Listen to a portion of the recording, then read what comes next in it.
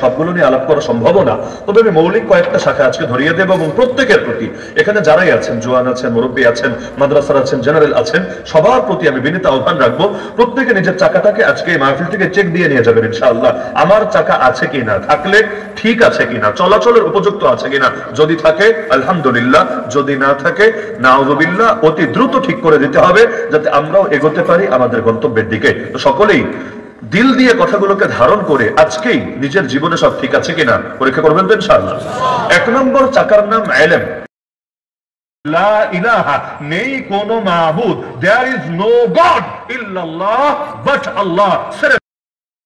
শরীর টরীর বেড়েছে, এখন স্লিম হবে, এজন্য ডাক্তার জাহাঙ্গীর কবির ভিডিও দেখা শুরু করেছে, ভালো কথা। এখন তার কাছ থেকে ব্যক্তিগত পরামর্শ না নিয়ে ইউটিউবে 2-1টা ভিডিও দেখেছে, তাও সব এই বিষয়ে সার্বিক আলাপ দেখে নাই, 2-1টা দেখে তার মনে ধরেছে, ওইভাবেই করতে শুরু করেছে, কিন্তু তরিকাটা সহি তরিকা হয় নাই। মানে আধা ডাক্তার, হাতুড়ে ডাক্তার যেমন জান নেয়, হাতুড়ে মোল্লা যেমন ইমান নেয়, আর হাতুড়ে কিটো ডায়েট হয়েছে।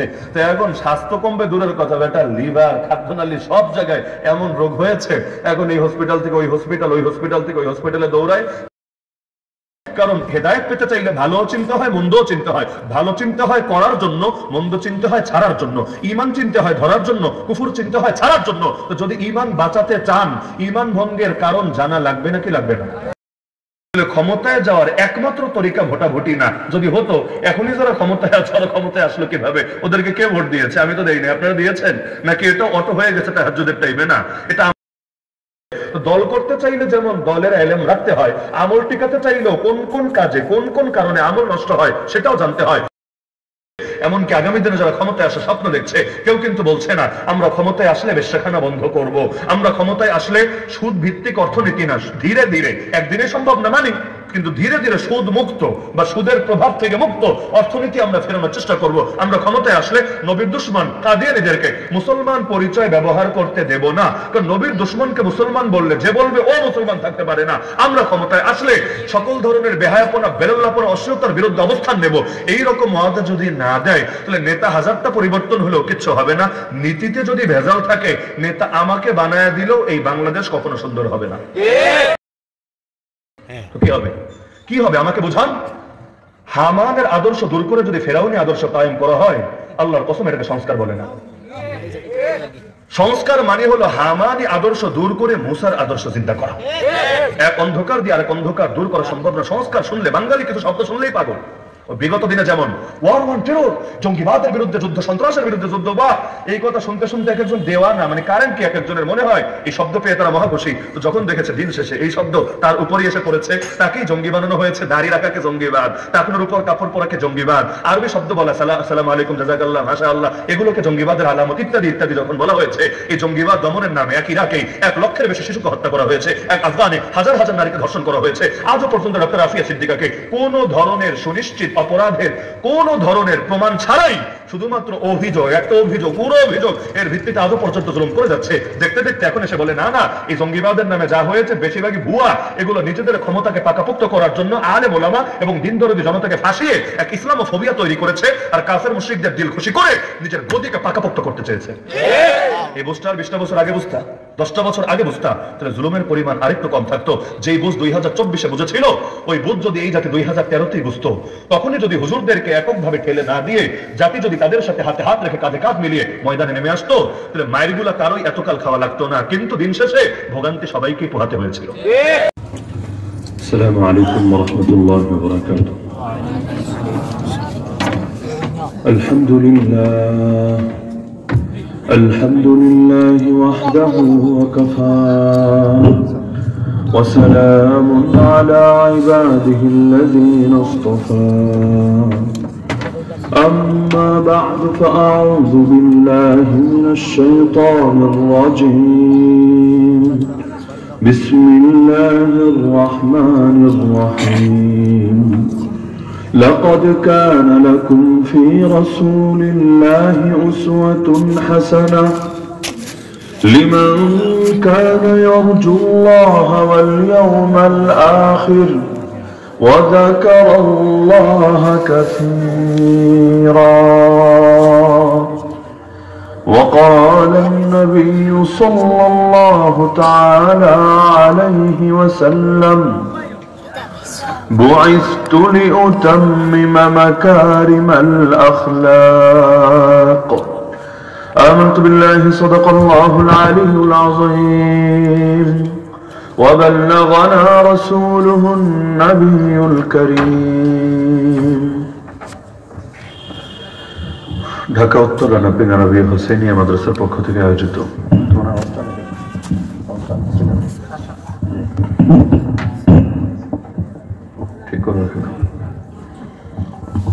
আজকের এই 95তম বার্ষিক মাহফিলের সম্মানিত সভাপতি মণ্ডলী, উপস্থিত আমার শ্রোতা ওয়াজিবুল ইহতিরাম হযরত উলামায়ে কেরাম, এলাকার গণ্যমান্য মুরব্বীগণ, স্থানীয় এবং দূরদূরান্ত থেকে আগত দিন দরদি কোরআন প্রেমী প্রতহিত জনতা এবং পর্দার আড়ালে থেকে মা বোনেরা,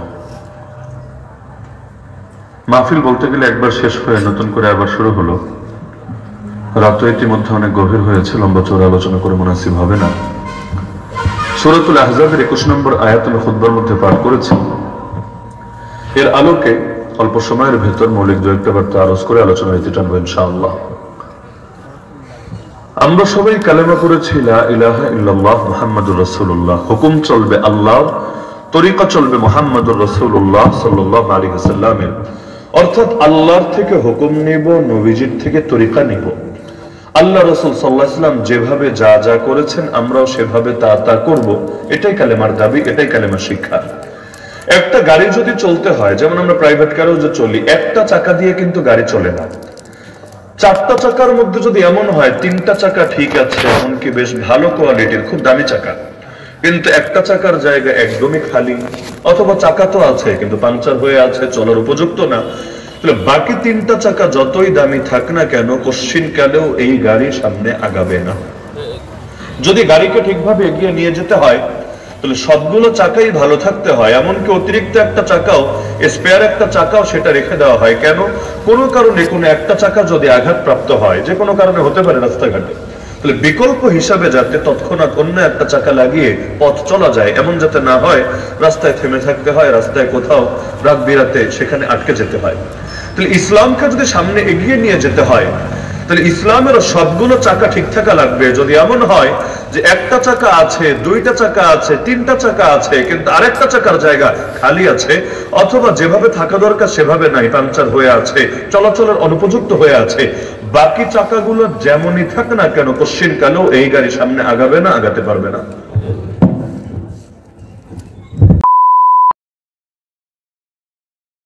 প্রচুর আওয়াজ টানে, শ্বাস টানে। তো শ্বাস টানলে কতক্ষণ কথা বলা যায়? গলা শুকিয়ে যায়, বুক ব্যথা হতে থাকে। আপনাদের মনে থাকার কথা, বিগত যে কয়েকবার এসেছে প্রতিবার আমি মাইক নিয়ে অভিযোগ করেছি। তার মনে হয় না কিয়ামতের আগে সমাধান হবে, কারণ হলে এতদিনে হয়ে যেত। যেহেতু এতবার বলার পরেও হয় নাই, এখন বলেও আসলে আর আশা নেই। ওঠালে লাভ হবে না, আরো বেশি টানবে।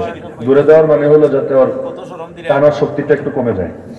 আচ্ছা, যাই হোক, তাহলে ইসলামকেও যদি সামনে এগিয়ে নিয়ে যেতে হয় তাহলে ইসলামের সবগুলো চাকাই ঠিকভাবে থাকতে হবে। ইসলামের চাকা কোনগুলো? আল্লাহ রাসূল সাল্লাল্লাহু আলাইহি ওয়াসাল্লাম যেই যেই সেক্টরে কাজ করেছেন, যেই যেই শাখায় মেহনত করেছেন, প্রতিটাকে আমরা এক একটা চাকা মনে করতে পারি, এবং সবগুলোকে যদি এক একটা আলাদা চাকা মনে করি তাহলে আমিও তো সেই নবীর নামে কালেমা পড়েছি, আমারও তো নিজেকে নিয়ে চিন্তা করা দরকার, আমারও সবগুলো চাকা ঠিক আছে নাকি। যদি থাকে আমার গাড়িও সামনে আগাবে, আগাতে আগাতে আল্লাহ পর্যন্ত, যিনি আমাদের চূড়ান্ত গন্তব্য, লা ইলাহা ইল্লাল্লাহ আমাদের গন্তব্য, মুহাম্মাদুর রাসূলুল্লাহ আমাদের তরিকা, আমাদের পথ। তাহলে পথ ধরে গন্তব্যে পৌঁছতে পারবো যদি চাকা ঠিক থাকে। আর চাকাই যদি না থাকে গাড়ি আগাবে কিভাবে, সামনে আমি চলবো কিভাবে? এজন্য নবী প্রেমের দাবি করলেই শুধু চলে না, নবীকে অনুসরণ তো করা লাগে।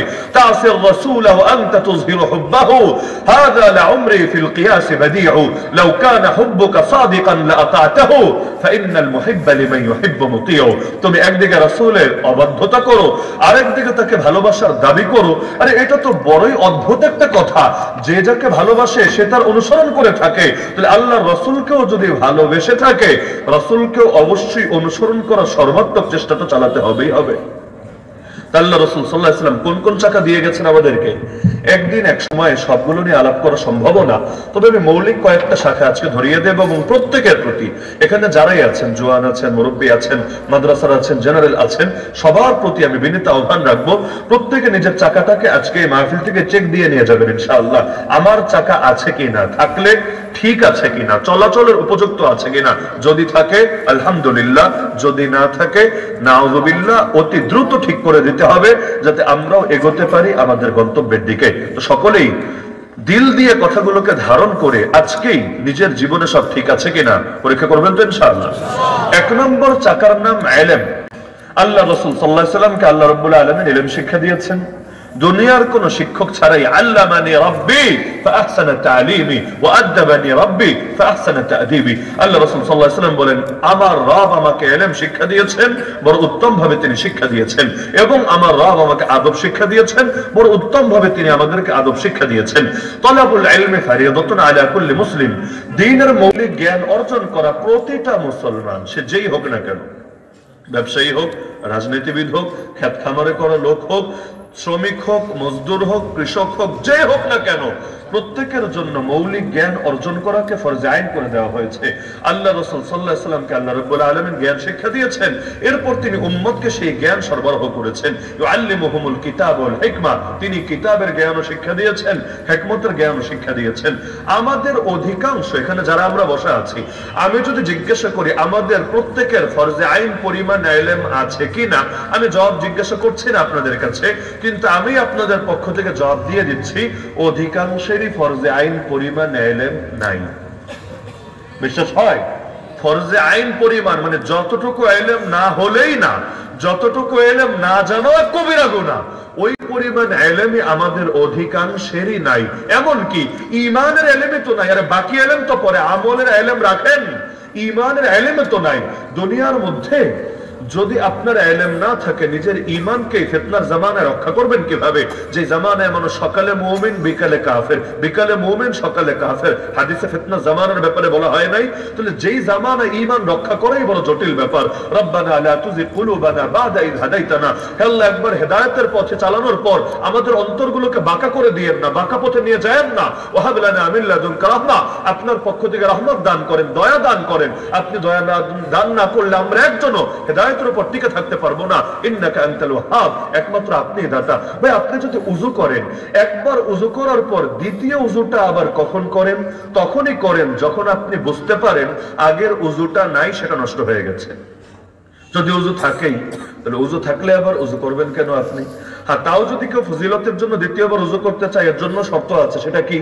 একবার উযু করার পর এটা দিয়ে কোনো একটা নেক আমল করেছে, অথবা এক ওয়াক্ত পরিমাণ নামাজের সময় অতিবাহিত হয়েছে, তাহলে আবার উযু করা যায়।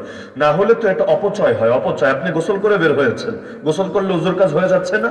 ধরেন ফরজ গোসল করেই বের হয়েছেন, আবার নামাজ পড়ার আগে শুধু শুধু আপনি আরেকবার, টাইমও যায় না বেশি, এই 10 মিনিট 20 মিনিট আধা ঘন্টা গিয়েছে, আপনার উযু ভাঙেও নাই, সন্দেহ আসে নাই, কিছু না, আপনি আবার মসজিদে এসে ট্যাপ ছেড়ে উযু করেছেন।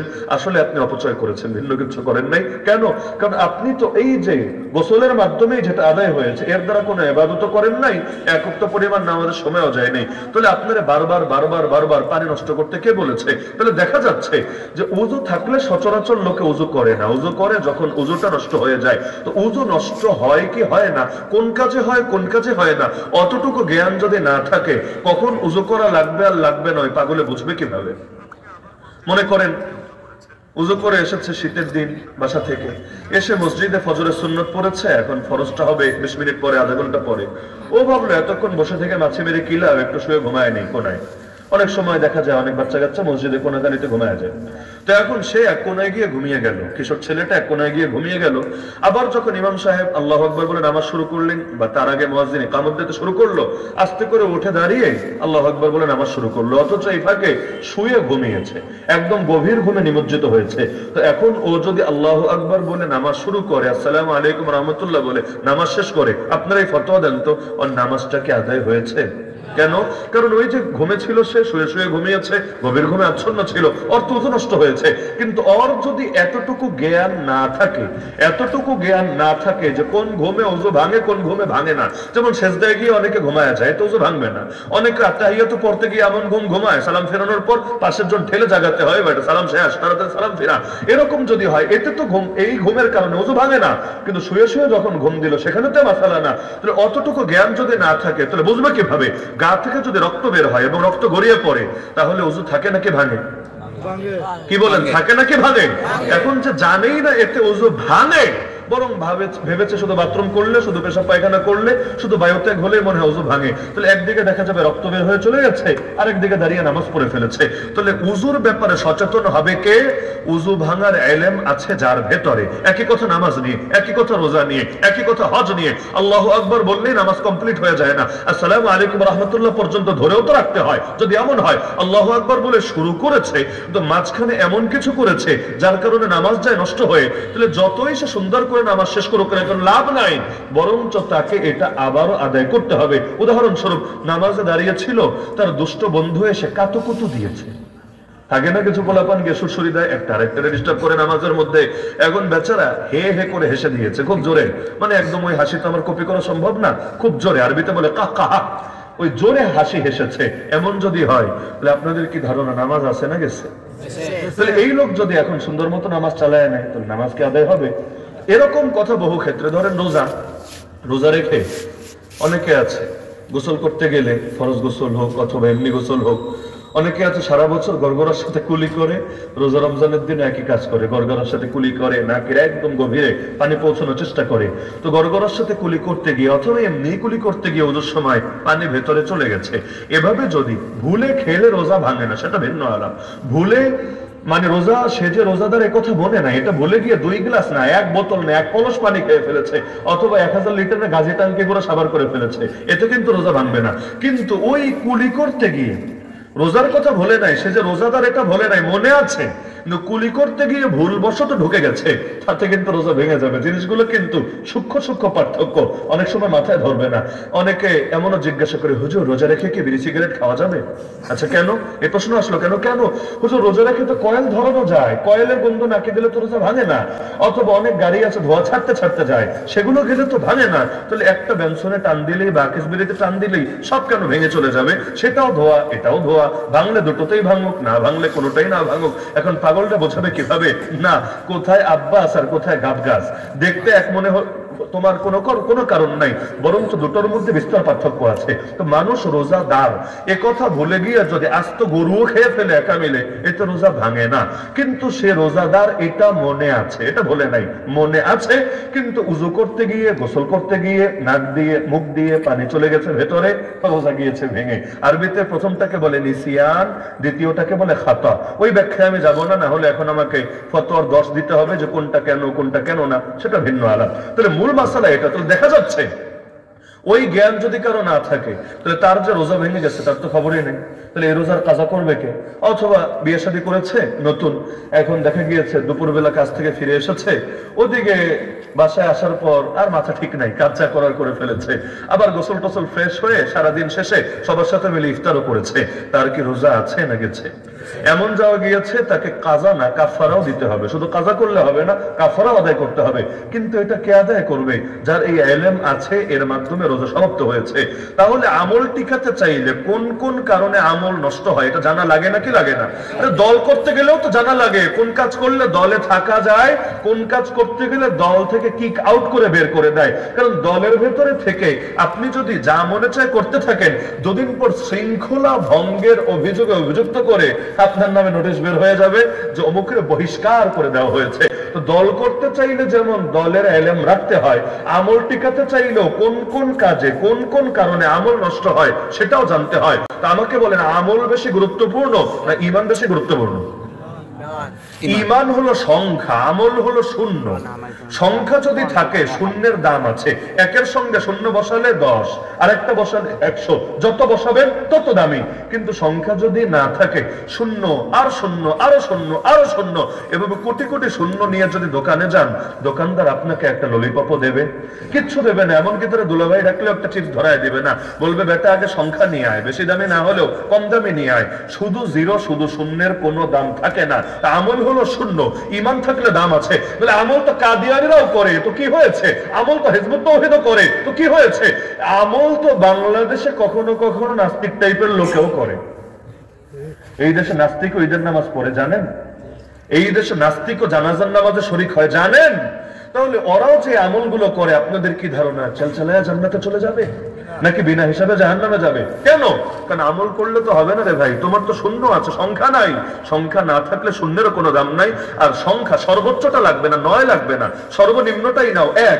একের সঙ্গে শূন্য একটা লাগাও 10। ঈমানের সঙ্গে একটা আদনা থেকে আদনা আমল করলো 1 নেকি না 10 নেকি? ঈমানের সঙ্গে ছোট একটা আমল করলো 1 নেকি না? সর্বনিম্ন কয় নেকি? এজন্য আল্লাহ সর্বনিম্ন জান্নাতও দিয়েছেন 10 দুনিয়ার সমান। কেন? কারণ আল্লাহ 10-এর নিচে কাউকে দেন না। মান জাআ বিল হাসানাতি ফালাহু আশরু আমসালিহা। এজন্য এই কোরআন তেলাওয়াত করতে গিয়ে ফেরাউনের নাম দিল 50 নেকি। কি জানেন না?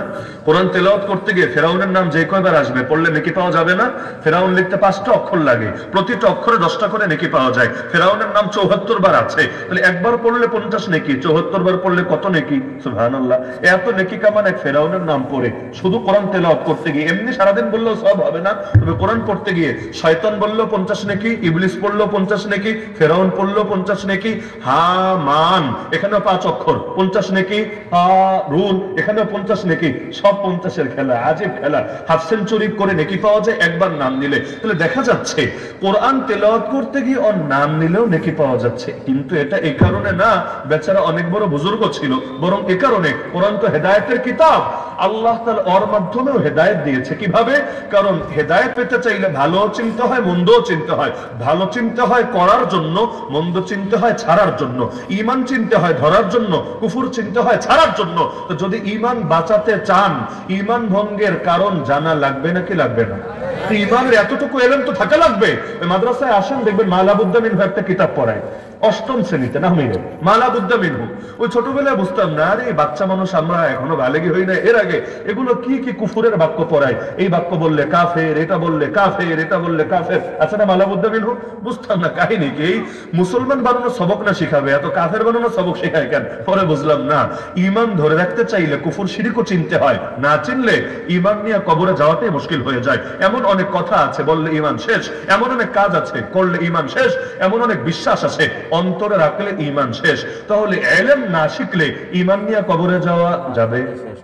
তাহলে আল্লাহ রাসূল সাল্লাল্লাহু আলাইহি ওয়াসাল্লাম আদর্শ থেকে 1 নম্বর শিক্ষা নেন, আমাদেরকে ইলম শিখতে হবে। 1 নম্বর কাজ ইলম শিখতে হবে।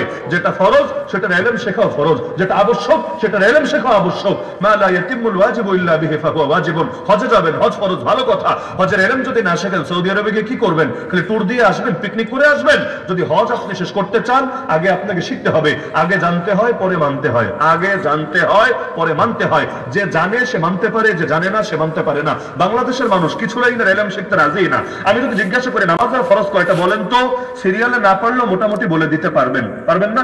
2টা 4টা 5টা 6টা সবাই পারবেন। আমি যদি বলি উজুর ফরজ কয়টা বলেন তো, সিরিয়ালে না পারলেও মোটামুটি একটা আন্দাজ আইডিয়া দিতে পারবেন। রোজার ফরজ কয়টা টুকটাক বলতে পারবেন। তো যদি জিজ্ঞাসা করি ভাই রাজনীতি করতে করতে বুড়া হয়ে গেল, রাজনীতির ফরজ কয়টা বলো তো, সুন্নাত কয়টা বলো তো, হারাম কি কি এক্ষেত্রে বলো তো, সিরিয়ালে না পারলেও মোটামুটি একটা আইডিয়া দাও তো। আরে ব্যবসা করতে করতে পায়ে একটা কবরে চলে গেছে, ব্যবসার ক্ষেত্রে ফরজ নাই, সুন্নাত নাই, এই ক্ষেত্রে শরীয়তের বিধান নাই, তো বলো তো, একটা ধারণা দেওয়ার চেষ্টা করো তো। তুমি যেই সেক্টরে কাজ করো সেই ক্ষেত্রে ইসলাম আছে, কোন একটা শাখাও এমন না যেখানে ইসলাম নাই, না হলে ইসলাম অপরিপূর্ণ হয়ে যাবে। ইসলাম যেহেতু পূর্ণাঙ্গ পরিপূর্ণ, দলিল সূরাতুল মাইদা আয়াত নম্বর 3। সুতরাং প্রতিটা ক্ষেত্রে ইসলামের শিক্ষা আছে। যে জানে তার জন্য ওই সেক্টরে কাজ করার অনুমতি আছে, যে জানে না তার জন্য ওই সেক্টরে কাজ করাও সাজে না, কারণ সে কখন যে আল্লাহকে নারাজ করে ফেলবে টেরও পাবে না। এজন্য একটা কথা বলে অনেকে কষ্ট পাবেন, এই বাংলাদেশের অধিকাংশ মানুষ লা ইলাহা ইল্লাল্লাহ বোঝে না। বাকি সব আলাপ পরে। লা ইলাহা ইল্লাল্লাহ এটাই বোঝে না। লা ইলাহা ইল্লাল্লাহ এটা সির্ফ একটা বাক্য না, এটা একটা আদর্শ, একটা শিরোনাম। লা ইলাহা ইল্লাল্লাহ যদি খালি একটা বাক্যই হতো, এক বাক্যের জন্য আবু জাহাল গমরা আমার নবীর সঙ্গে এত যুদ্ধ সংঘর্ষে লিপ্ত হতো না। আমার নবীর উপর এত জুলুম হয়েছে কেন? যদি বলেন আমলের জন্য, ভুয়া। কারণ 40 বছরে আল্লাহ রাসূল আমল করেন নাই, বিগত 40 বছরে তিনি ইবাদত করেন নাই। ওরা নামাজের জন্য কেন মারবে? ওরাও কি নামাজ পড়ে না মাঝে মাঝে? যদিও সিজদা কখনো দেয় আল্লাহকে, কখনো দেয় দেবদেবীকে। ওরা হজের জন্য কেন মারবে? ওরা হজ করে না? যাদের টাকা আছে নতুন কাপড় কেনে, যাদের টাকা নাই ল্যাংটা হয়ে উলঙ্গ হয়ে হজ করে। যেভাবেই করুক, করে তো। ওরাও কি সিয়াম সাধনা করতো না, রোজা রাখতো না? ইতিহাস পড়েন, দেখবেন জাহিলি যুগেও মাঝে মাঝে ওরা রোজা রাখতো। আচ্ছা, ওরা কি দান সদকা করতো না? অবশ্যই করতো। ওরা কি বাইতুল্লাহ সেবা করতো না? অবশ্যই করতো। কাবা শরীফ পুনর্নির্মাণ করেছে কবে? আমার নবীর বয়স 40 হওয়ার আগে, এবং সেই হাজরে আসওয়াদ নিয়ে মারামারি লাগার উপক্রম হচ্ছিল আল্লাহ রাসূল হওয়ার আগেই। সেই সময় সেটা সমাধান করে দিয়েছিলেন। তাহলে আমল নিয়ে যদি দ্বন্দ্ব হতো, দ্বন্দ্ব বিগত 40 বছরে বহুবার হয়ে যেত। 40 বছরে কিচ্ছু হলো না, হঠাৎ করে কি আমল হলো? আর ইসলামের অধিকাংশ ফরজ আমল এসেছে মদিনায়। অধিকাংশ রমজানের রোজা ফরজ হয়েছে মদিনায়, যাকাত ফরজ হয়েছে মদিনায়, হজ ফরজ হয়েছে মদিনায়, কুরবানি ওয়াজিব হয়েছে মদিনায়, এমনকি জিহাদ, খেলাফত, দিন কায়েম এগুলো তো অধিকাংশই মদিনা। মক্কায় কি ছিল? 5 ওয়াক্ত নামাজ। এটাও কবে? ওই মেরাজে, সবে মেরাজে। এটাও তো আল্লাহ রাসূলের প্রায় শেষের দিকে, মক্কার জীবনের প্রায় শেষের দিকে। তাহলে মক্কার শুরু থেকেই যে দাওয়াতের শুরু থেকে নবীকে মারলো, কিসের জন্য? আমি বলবো লা ইলাহা ইল্লাল্লাহর জন্য। বলবেন কেন? ওরা কি নাস্তিক ছিল? না, আবু জাহালও নাস্তিক ছিল না। ওরা নাস্তিক ছিল না, ওরা মুশরিক ছিল। নাস্তিক কি আর মুশরিক কি? নাস্তিক মানে যে আল্লাহর অস্তিত্ব অস্বীকার করে, স্বীকারই করে না আল্লাহ আছে। আর মুশরিক কি? আল্লাহকে স্বীকার করে, তবে সঙ্গে আরো অনেককে অংশীদার বানিয়ে ফেলে। এক আল্লাহকে মানে না, বহু খোদা, বহু রবকে মানার চেষ্টা করে। একত্ববাদের পরিবর্তে বহুত্ববাদ মান্য করে। তাহলে দেখা যাচ্ছে ওরা যদি মুশরিকই থাকে, দলিল কোরআনে আছে, ওয়ালা ইন সাআলতাহুম মান খালাকাস সামাওয়াতি ওয়াল আরদ ওয়া সাখারা আশ-শামসা ওয়াল কমার লা ইয়াকুলুন্না আল্লাহ। আল্লাহ বলে দিচ্ছেন, হে নবী, আপনি যদি ওদেরকে জিজ্ঞাসা করেন আসমান জমিন কে বানিয়েছেন, চাঁদ সূর্য কে পরিচালনা করেন, এই আবু জাহাল গংরাও জবাব দিবে লা ইয়াকুলুন্না আল্লাহ। অবশ্যই ওরা বলবে আল্লাহ। তাহলে নাস্তিক হলো না আস্তিক হলো? আস্তিকই তো হলো, আল্লাহর অস্তিত্ব মানলো। যদি মানেই, সমস্যা কোথায়? সমস্যা হলো এখানে, লা ইলাহা ইল্লাল্লাহ মানি আল্লাহকে মাবুদ মানা এতটুকুই না। লা ইলাহা ইল্লাল্লাহ মানি আল্লাহকে একমাত্র মাবুদ মানা। দুইটার পার্থক্য আছে। এক বাক্য হলো আল্লাহ মাবুদ, আর একটা হলো আল্লাহই একমাত্র মাবুদ। দুইটা এক কথা। আল্লাহ মাবুদ ওরা মানতো, আল্লাহ একমাত্র মাবুদ এটা ওরা মানতো না। দুই কথায় পার্থক্য আছে। যেমন নির্বাচন ও ভোটাভুটি ক্ষমতায় যাওয়ার একটা তরিকা, আর আরেক বাক্য কেউ বললো নির্বাচন ও ভোটাভুটি ক্ষমতায় যাওয়ার একমাত্র তরিকা। দুইটা কি এক কথা হলো না আলাদা হলো? নির্বাচন ও ভোটাভুটি ক্ষমতায় যাওয়ার একটা তরিকা, ঠিক আছে, নিঃসন্দেহে এটা যে কেউ বোঝে, পাগলও বোঝে, কিন্তু এটা একমাত্র তরিকা না। যদি একমাত্র তরিকাই হতো, আমার নবী ক্ষমতায় গিয়েছিলেন কিভাবে? ভোটাভুটি করে তো না, নির্বাচন করে তো না। আমার নবী ক্ষমতায় গিয়েছিলেন গণ আন্দোলন গড়ে তুলে, সমাজ বিপ্লব গড়ে তুলে, দাওয়াতের মাধ্যমে জাতির চেতনাকে তৈরি করে, এরপর সবাইকে সংগঠিত করে ফিল্ডে ডাইরেক্ট অভ্যুত্থান ঘটিয়ে। এই যুগের ভাষায় বললে আর কি, ওই যুগের ভাষা আলাদা, এটা আপনাদের বোধগম্য ভাষায় বলছি। তাহলে ক্ষমতায় যাওয়ার একমাত্র তরিকা ভোটাভুটি না। যদি হতো, এখনই যারা ক্ষমতায় আছে ওরা ক্ষমতায় আসলো কিভাবে? ওদেরকে কে ভোট দিয়েছে? আমি তো দেইনি, আপনারা দিয়েছেন নাকি? এটা অটো হয়ে গেছে তাহাজ্জুদের টাইমে না, এটা আমরাও দেই না, এটা অটো হই নাই, এটা মরা মানুষ এসেও সিলছাপ্পর দিয়ে যায় নাই, গণ অভ্যুত্থানের মাধ্যমে হয়েছে। তাহলে এক হলো ক্ষমতায় যাওয়ার একটা তরিকা, আর এক হলো ক্ষমতায় যাওয়ার একমাত্র তরিকা। পার্থক্য বোঝেন? তাহলে লা ইলাহা ইল্লাল্লাহ মানি আল্লাহ মাবুদ না, লা ইলাহা ইল্লাল্লাহ মানি আল্লাহই একমাত্র, কেবল মাত্র, শুধুমাত্র মাবুদ। লা ইলাহা নেই কোন মাবুদ, দেয়ার ইজ নো গড ইল্লাল্লাহ বাট আল্লাহ, সির্ফ আল্লাহ, কেবল আল্লাহ, শুধু আল্লাহ।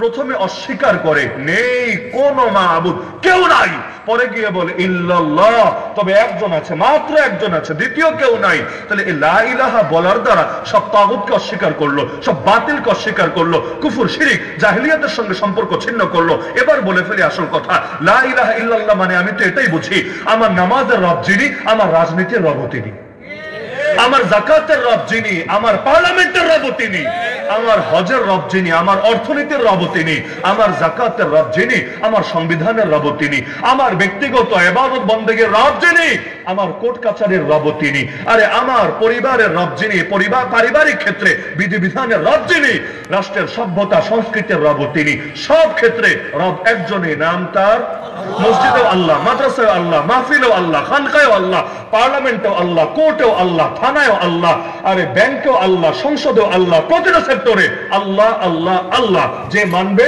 তার মুখে লা ইলাহা ইল্লাল্লাহ মানতে পারে, যে মানবে না তার মুখে লা ইলাহা ইল্লাল্লাহ সাজে না। কারণ একক রবের ঘোষণা, একক রব, বহু রব না। যদি এমন হয় নামাজের রব একজন, রাজনীতির রব আরেকজন, তার মুখে লা ইলাহা ইল্লাল্লাহ কিভাবে মানে আমাকে বুঝান। যদি এমন হয় তাহলে তো মক্কার মুশরিকদেরও ঈমানদার বলতে হবে, কারণ ওরাও তো আল্লাহরে মানতো, সঙ্গে অনেককে মিলায় ফেলতো। এই বাংলাদেশেও বহু লোক এমন আছে আল্লাহকে মানে অস্বীকার করে না, সঙ্গে অনেককে মিলায় ফেলে। বিচারের ক্ষেত্রে এই কোরআন নিয়ে আপনি বিচারকের সামনে দিবেন, হ্যাঁ মহামান্য জাজ আমাকে কোরআন দিয়ে বিচার করে দেন, কোরআন দিয়ে বিচার করে তো দেবেই না, উল্টা কপাল ভালো থাকলে জঙ্গি মামলা নিয়ে কাশিমপুরে যাওয়া লাগতে পারে। এটাকে আদালত অবমাননা বলা হবে, আদালত অবমাননা। হুজুর রাষ্ট্রদ্রোহী কথা বলেছে, আচ্ছা ভালো কথা, কি কথা বলেছে? হুজুর কোরআনের অমুক আয়াতের ব্যাখ্যা করেছে। আচ্ছা, তার মানে তোমরা সংবিধানে যাই লেখো তোমরা আল্লাহ দ্রোহী হবা না, কিন্তু হুজুর কোরআনের কথাও যদি বলে আর সেটা তোমাদের নিজস্ব বানানো আইনের বিপরীত হয়, হুজুরকে রাষ্ট্রদ্রোহী বলতে ছাড়বা না। স্বাধীনতা 54 বছরে এসেও, আরে কি নিয়ে গর্ব করেন? স্বাধীনতা 54 বছরে এসেও আজ যদি সংবিধানে লেখা থাকে সকল ক্ষমতার মালিক আল্লাহ না, সকল ক্ষমতার মালিক জনগণ, একটা সংখ্যাগরিষ্ঠ 90% মুসলমানের দেশে সংবিধানের মতো মূল জায়গায় যদি এমন কুফরি বাক্য লেখা থাকে, এর চাইতে বড় আফসোস, বড় লজ্জা, বড় ব্যর্থতা একটা জাতির জন্য কি হতে পারে? আল্লাহ এগুলো নিয়ে জিজ্ঞাসা করবে না হাসরের ময়দানে, তাই না? কাউকে কিছু জিজ্ঞাসা করবে না। 90% মুসলমান নিজেকে দুর্বল বলবে কোন মুখে? দুর্বলতার একটা যুক্তি তো থাকা লাগবে। এখনো পর্যন্ত এত মুসলমান থাকতে আজও বেশ্যাখানা খোলা বাংলাদেশে, একটা দুইটা না। আজও মদের বারের লাইসেন্স দেওয়া বাংলাদেশ, আজও সুদভিত্তিক অর্থনীতি পরিচালিত হচ্ছে এই দেশে। এমনকি আগামী দিনে যারা ক্ষমতায় আসার স্বপ্ন দেখছে, কেউ কিন্তু বলছে না আমরা ক্ষমতায় আসলে বেশ্যাখানা বন্ধ করব, আমরা ক্ষমতায় আসলে সুদ ভিত্তিক অর্থনীতি না, ধীরে ধীরে, একদিনে সম্ভব না মানি, কিন্তু ধীরে ধীরে সুদ মুক্ত বা সুদের প্রভাব থেকে মুক্ত অর্থনীতি আমরা ফেরানোর চেষ্টা করব। আমরা ক্ষমতায় আসলে নবীর দুশমন কাদিয়ানীদেরকে মুসলমান পরিচয় ব্যবহার করতে দেব না, কারণ নবীর দুশমনকে মুসলমান বললে যে বলবে ও মুসলমান থাকতে পারে না। আমরা ক্ষমতায় আসলে সকল ধরনের বেহায়াপনা, বেরল্লাপনা, অশ্লীলতার বিরুদ্ধে অবস্থান নেব। এই রকম ওয়াদা যদি না দেয় তাহলে নেতা হাজারটা পরিবর্তন হলেও কিচ্ছু হবে না। নীতিতে যদি ভেজাল থাকে, নেতা আমাকে বানায় দিলেও এই বাংলাদেশ কখনো সুন্দর হবে না। এখন বলছে না সবাই নতুন বাংলাদেশ চাই, আলোকিত বাংলাদেশ চাই, ভালো কথা, আমিও চাই, আপনিও চান, কে না চায়? কিন্তু তুমি যে সংস্কার সংস্কার সংস্কার বলতে বলতে ভাই মুখে ফেনা তুলে ফেলছো। সংস্কার কাকে বলে তুমি বোঝো? এক অন্ধকার দিয়ে আর এক অন্ধকারে সংস্কার করা যায় না, এক অন্ধকার দিয়ে আরেক অন্ধকারকে দূর করা সম্ভব হয় না। অন্ধকারে প্লাস অন্ধকার দুটো মিলে অন্ধকার আরো বেড়ে যায়। যুলুমাতুন বা'দুহা ফাওকা বা'দ। অন্ধকার দূর করতে চাইলে আলো আনতে হয়। আল্লাহর কসম, আলোর নাম হলো আল্লাহর কালাম, আলোর নাম হলো দ্বীন, আলোর নাম হলো শরিয়ত। আজও পর্যন্ত প্রস্তাবিত যে সংবিধান, সংস্কার কমিশনের পক্ষ থেকে প্রস্তাবিত যে সংবিধান, সেখানে কিন্তু আলোর পরিচয়গুলো দেওয়া হয় নাই। সেখানে তারা প্রস্তাব দেয় নাই যে অন্তত এতকাল না মানলেও স্বাধীনতা 54 বছর পর হলেও মানো সকল ক্ষমতার মালিক আল্লাহ, সার্বভৌমত্বের মালিক আল্লাহ, সার্বভৌম ক্ষমতার মালিক আল্লাহ, রাষ্ট্রধর্ম ইসলাম, সর্বশক্তিমান আল্লাহর উপর পূর্ণ আস্থা বিশ্বাস, এটাই হবে সংবিধানের অন্যতম কেন্দ্রীয় মূলনীতি। বিসমিল্লাহির রহমানির রহিম, এটা দিয়ে সংবিধান শুরু হবে এবং কোরআন সুন্নাহ বিরোধী কোন আইন চলবে না এই দেশে। যে আইনকেও কোরআন সুন্নাহর বিরুদ্ধে করতে যাবে সেটা বাতিল বলে, পরিত্যক্ত বলে, পরিত্যাজ্য বলে ঘোষণা হবে। এইগুলোর ওয়াদা দিতে না পারলেও প্রস্তাবনার মধ্যে হাজির করেছে এক কাজ করো, বহুত্ববাদ, বহুত্ববাদ, এই শিরকি, এই জাহেলি, এই কুফরি মতবাদ নতুন করে সংখ্যাগরিষ্ঠ মুসলমানের দেশে সংবিধানে অন্তর্ভুক্ত করো। তো কি হবে? কি হবে আমাকে বুঝান। হামানের আদর্শ দূর করে যদি ফেরাউনি আদর্শ কায়েম করা হয়, আল্লাহর কসম এটাকে সংস্কার বলে না। সংস্কার মানে হলো হামানি আদর্শ দূর করে মুসার আদর্শ জিন্দা করা। এক অন্ধকার দিয়ে আরেক অন্ধকার দূর করা সম্ভব না। সংস্কার শুনলে বাঙালি কিছু শব্দ শুনলেই পাগল। বিগত দিনে যেমন ওয়ার ওয়ান টেরর, জঙ্গিবাদের বিরুদ্ধে যুদ্ধ, সন্ত্রাসের বিরুদ্ধে যুদ্ধ, বাহ, এই কথা শুনতে শুনতে এক একজন দেওয়ানা, মানে কারেন্ট কি এক একজনের মনে হয় এই শব্দ পেয়ে তারা মহা খুশি। তো যখন দেখেছে দিন শেষে এই শব্দ তার উপরই এসে পড়েছে, তাকেই জঙ্গি বানানো হয়েছে। দাড়ি রাখাকে জঙ্গিবাদ, টাকুনের উপর কাপড় পরাকে জঙ্গিবাদ, আরবি শব্দ বলা আসসালামু আলাইকুম, জাযাকাল্লাহ, মাশাআল্লাহ, এগুলোকে জঙ্গিবাদের আলামত ইত্যাদি ইত্যাদি যখন বলা হয়েছে, এই জঙ্গিবাদ দমনের নামে এক ইরাকেই 1 লক্ষের বেশি শিশুকে হত্যা করা হয়েছে, এক আফগানে হাজার হাজার নারীকে ধর্ষণ করা হয়েছে। আজও পর্যন্ত ডক্টর আফিয়া সিদ্দিকাকে কোন ধরনের সুনিশ্চিত অপরাধের কোন ধরনের প্রমাণ ছাড়াই, শুধুমাত্র অভিযোগ, একটা অভিযোগ, পুরো অভিযোগ এর ভিত্তিতে আজও পর্যন্ত জুলুম করে যাচ্ছে। দেখতে দেখতে এখন এসে বলে না না, এই জঙ্গিবাদের নামে যা হয়েছে বেশিরভাগই ভুয়া, এগুলো নিজেদের ক্ষমতাকে পাকাপোক্ত করার জন্য আলেম ওলামা এবং দিনদরদি জনতাকে ফাঁসিয়ে এক ইসলামোফোবিয়া তৈরি করেছে, আর কাফের মুশরিকদের দিল খুশি করে নিজের গদিকে পাকাপোক্ত করতে চেয়েছে। এই বুঝটা 20টা বছর আগে বুঝতা, 10টা বছর আগে বুঝতা, তাহলে জুলুমের পরিমাণ আরেকটু কম থাকতো। যেই বুঝ 2024-এ বুঝেছিল, ওই বুঝ যদি এই জাতি 2013-তেই বুঝতো, তখনই যদি হুজুরদেরকে এককভাবে ঠেলে না দিয়ে জাতি যদি তাদের সাথে হাতে হাত রেখে কাঁধে কাঁধ মিলিয়ে ময়দানে নেমে আসতো, তাহলে মায়েরগুলা কারোই এতকাল খাওয়া লাগতো না। কিন্তু দিন শেষে ভোগান্তি সবাইকেই পোহাতে হয়েছিল। শব্দ দেখলে লাফায়েন না, সংস্কার কি সুন্দর শব্দ না। আমরা কোন শব্দের মার কাছে বিশ্বাসী না, আমরা আদর্শে বিশ্বাসী। ওই শব্দ আমাদের কাছে কিছু না। আমরা দেখেছি এই দেশে মুক্তিযুদ্ধের চেতনার নামেও কত শয়তানি করা হয়েছে। এইরকম একটা সুন্দর শব্দরে পর্যন্ত অপব্যবহার করতে করতে করতে মানুষকে ত্যক্ত আর বিরক্ত বানিয়ে ফেলেছে। রাজাকার, রাজাকার এই শব্দ বলে বলে এত জুলুম করেছে, লাস্টে ছেলেরা নিজেরা স্লোগান দিয়েছে আমি কে তুমি কে, রাজাকার রাজাকার বলে পা চাটলে সঙ্গী, না চাটলে জঙ্গি, এগুলো বলে বলে এমন ভাবে পচিয়েছে, এখন জঙ্গি শব্দ শুনলেও আর কারো কোনো ফিলিংস আসে না, উল্টা বোঝে যে এইটা হলো আর এক হাতিয়ার জুলুমের এবং শোষণের। সুতরাং শব্দরে পচায়েন না, পারলে কাজ করেন, না হলে চুপ থাকেন। কিন্তু ভালো শব্দগুলোরে ব্যবহার করতে করতে বেদাতিরা কিছু শব্দ, এত সুন্দর সুন্দর শব্দ, আমি উদাহরণও দেবো না, আপনাদের জানা আছে, এমন সুন্দর সুন্দর শব্দ যেগুলো আমাদের শান ছিল, আমাদের ঐতিহ্য ছিল, কিন্তু অপব্যবহার করতে করতে এমন পচানো পচিয়েছে, এমন পচানো পচিয়েছে, এখন কেউ ভালো অর্থে বললেও মানুষ কেমন কেমন নজরে তাকায়। যেমন ধরেন, আমি যদি বলি রানাপিং মাদ্রাসার সব হুজুররা সুন্নি, আপনি শুনলে কি ভাববেন? বলবেন হায় হায়, হুজুররা ওই দলে যোগ দিল কবে, এটা ভাববেন না? অথচ সুন্নি মানে কি, যে সুন্নত মানে সেই তো সুন্নি, আরে যে সুন্নত মানে সেই তো সুন্নি। আমি যদি বলি রানাপিং মাদ্রাসা সব হুজুররা সালাফি, আপনি কি বুঝবেন? হায় হায়, হুজুররা আহলে হাদিস হয়ে গেল কবে? অথচ সালাফি মানে কি, সালাফকে যারা মানে, সালাফ মানে কি সাহাবী, তাবেঈ, তবে তাবেঈ, সালাফের নীতি আর আদর্শ যারা অনুসরণ করে তারাই তো সালাফি, নাকি ভিন্ন কোনো অর্থ আছে? সালাফি মানে যদি হয় সালাফে সালেহিনের আদর্শের অনুসারী, তাহলে কোন ব্যক্তি সালাফে সালেহিনের আদর্শের অনুসারী না হয়ে আলেম হয় কিভাবে? আলেম হতে চাইলে তো সালাফে সালেহিনের অনুসারী তাকে হতেই হবে। কিন্তু শব্দগুলো সংকীর্ণ অর্থে ব্যবহার হতে হতে আসল অর্থ হয়ে গিয়েছে নাই হয়ে। এখন শব্দ বললে মানুষের জেহেন যায় এদিক আর সেদিকে। জঙ্গি মানে কিন্তু যোদ্ধা, জানেন না? জঙ্গি বিমান মানে কি আল কায়দার বিমান না আইএসের বিমান, মানে যেগুলো বলে আর কি ওরা, আল কায়দার বিমান না আইএসের বিমান না তালেবানের বিমান, নাকি আর কি কি নাম আছে যেগুলো নিয়মিত ওরা প্রচার করে? বলবে না জঙ্গি বিমান মানে বিমান বাহিনীর বিমান। কিরে ভাই, বিমান বাহিনীর বিমান হইলে এটার নাম জঙ্গি বিমান দিলা কেন? বলবে হুজুর জঙ্গি মানে যোদ্ধা, যোদ্ধা বিমান মানে ফাইটার, এটা ফাইট করার জন্য ফাইটের কাজে ব্যবহৃত। ভালো কথা, তাহলে জঙ্গি মানে তো ভালোই ছিল, যোদ্ধা বললে কি ভালো মনে হয় না? যুদ্ধ তো বীরত্বের কথা, বীরত্বের প্রতীক। আরে তুমি একজন যোদ্ধা মানে তুমি একজন বাঘ, একজন সিংহ, শিয়াল না, তুমি খরগোশ না, তুমি কাপুরুষ না। কিন্তু ওই শব্দটারে অন্য অর্থে ব্যবহার করতে করতে পচিয়ে ছেড়েছে। সুতরাং আমাদের শব্দ উদ্ধার করতে হবেই হবে। কারণ বিনোদন মানে নাটক, সিনেমা, ওই পত্রিকায় দেখবেন বিনোদন নামে একটা পাতা থাকে, কোন কোন পত্রিকায় 2টা পাতা থাকে। বিনোদন পাতার মধ্যে তো কৌতুক লেখা দরকার ছিল, গল্প লেখা দরকার ছিল, কবিতা লেখা, ছড়া লেখা দরকার ছিল, কিন্তু কি লেখে? নায়ক নায়িকাদের কেচ্ছা কাহিনী, গায়ক গায়িকাদের কেচ্ছা কাহিনী। আচ্ছা, বিনোদন মানে নায়িকা আর গায়িকা, এটা কিভাবে হলো? বিনোদনকে আল্লাহ রাসূলকে বিনোদন করেন নাই, আনন্দ করেন নাই? আরে করেন নাই, করেছেন। তাহলে বিনোদন মানে নষ্টামি, সংস্কৃতি মানে গান, নাটক, সিনেমা কেন হলো? তার মানে বহু জায়গায় ঝামেলা। ওই শব্দগুলোকে উদ্ধার করতে হবে, যত ভুল অর্থে ব্যবহার হয় সেগুলো দূর করে দিতে হবে। আমাদের জন্য ইসলামের শব্দগুলো যথেষ্ট হবে। গণতন্ত্র চাই, গণতন্ত্র চাই, কেন ইসলাম চাই, ইসলাম চাই বলতে শরম করে? ইসলাম ভালো না গণতন্ত্র ভালো? আগে তুমি কম্পেয়ার করে বলো। যদি বলো ইসলাম ভালো, তাহলে কোরআনের শব্দ বাদ দিয়ে ভিন্ন শব্দ বলতে হবে কেন?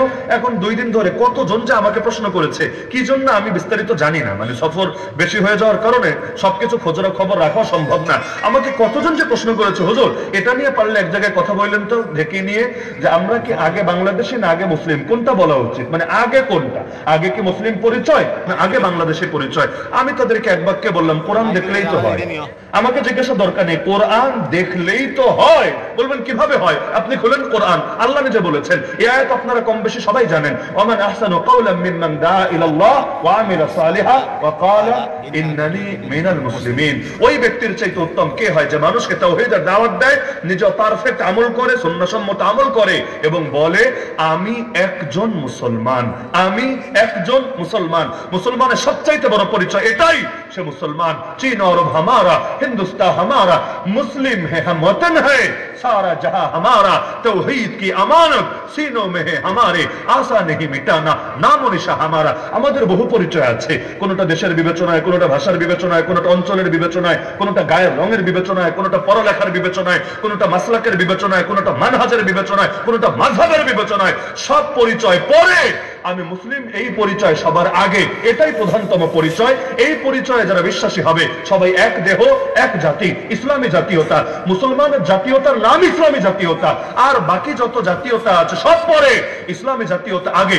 ইসলামের জন্য সব ছাড়া যায়, কোনো কিছুর জন্য ইসলাম ছাড়া যায় না। ইসলামের জন্য নবী ইব্রাহিম বাপ ছেড়েছেন, ইসলামের জন্য নবী নূহ পুত্র ছেড়েছেন, ইসলামের জন্য নবী লূত স্ত্রী ছেড়েছেন, ইসলামের জন্য মুহাম্মদুর রাসূলুল্লাহ সাল্লাল্লাহু আলাইহি ওয়াসাল্লাম নিজের দেশ ছেড়েছেন, মাতৃভূমি ছেড়েছেন, কাবা ছেড়েছেন, মসজিদে হারাম ছেড়েছেন, কিন্তু এগুলোর জন্য ইসলাম ছাড়েন নাই, রবকে ছাড়েন নাই, কোরআনকে ছাড়েন নাই। তাহলে সব পরিচয় পরে, মুসলিম পরিচয় আগে, মানে যেখানে অন্যটার সাথে এটা সংঘর্ষ হবে বাকি সব বাদ, ইসলাম থাকবে মাথার উপরে। এগুলো না হলে দলন্ধতা তৈরি হয়, তখন দল বড় হয়ে যায় ইসলামের থেকে, দলীয় স্বার্থে ইসলামকে কোরবানি দিয়ে ছাড়ে। অথচ কিসের দল? নিজের জীবনও ছাড়া যাবে ইসলাম রক্ষার প্রয়োজনে। দল রাখে নিজের জীবন, নিজের দেহ ছেড়ে জান্নাতে সবুজ পাখি হয়ে যাওয়া যাবে দিন রক্ষার জন্য। ফেরাউনের স্ত্রী আসিয়া, তাকে যখন মারা হচ্ছিল, সে চাইলে দোয়া করতে পারতো না, আল্লাহ বাঁচায় দেন, আল্লাহ মুক্তি দিয়ে দেন। কি দোয়া করেছিল? 28 নম্বর পারা সর্বশেষ পৃষ্ঠা সূরা তাহরিমে পাবেন। বলেছিল, আল্লাহ হে আমার রব, জান্নাতে আপনার কাছে আমার জন্য একটা ঘর বানায় দেন। কেন? কারণ ফেরাউনের কাছে থাকলে ইচ্ছায় বা অনিচ্ছায় আমি জালেম তো হচ্ছি না, কিন্তু জালেমের সহযোগী তো হচ্ছি, জালেমের সেবাকারী তো হচ্ছি। আমি জালেমও হতে চাই না, জালেমের কোন সেবাকারী সহযোগীও হতে চাই না, কারণ জুলুম করাও হারাম, জালেমের সহযোগী হওয়া হারাম। তাহলে এটাই তো আল্লাহু আকবার। তাহলে সবাই মৌলিক ইলম শিক্ষার জন্য আজকে থেকে প্রস্তুতি নেবেন তো ইনশাআল্লাহ। এজন্য আমি সবাইকে অনুরোধ রাখি, সবাইকে আল্লাহর ওয়াস্তে প্রত্যেকে এক একজন উস্তাদ ধরেন। উস্তাদ মানে ইলম শিখবেন কিভাবে? ইলম শিখতে তো একটা মাধ্যম লাগবে। প্রত্যেকের এক একজন করে যাতে ইলম শেখার উস্তাদ থাকে। ড্রাইভিং শিখলে যদি উস্তাদ লাগে, সাঁতার শিখতে যদি উস্তাদ লাগে, যে কোনো লাইনে ডাক্তারি বিদ্যা হোক, ইঞ্জিনিয়ারিং বিদ্যা হোক, সব জায়গায় যদি উস্তাদ লাগে, তাহলে আপনি তো ইলম শিখবেন। এবং ইলমের নামে বহুত বদ ইলমও তো চলে সমাজে। আপনি যাতে সহি গাইডলাইন অনুসারে শিখতে পারেন, যার ইলমের উপর আপনার আস্থা হয়, দিনদারির উপর আস্থা হয়, ওই রকম একজনকে আপনার উস্তাদ বানায় নেন। কিন্তু আমাদের ইলম শিখতে হবেই হবে, কারণ আমার কাছে স্ক্যান করার যোগ্যতা নাই। তাহলে আমি স্ক্যান করবো কিভাবে? আমার চেক আপ দেওয়া দরকার, ফুল বডি না, ফুল ইমান, ফুল কলম চেক দেওয়া দরকার। চেক আপ করবো কিভাবে? আমার তো চেক আপ করার যোগ্যতা নাই।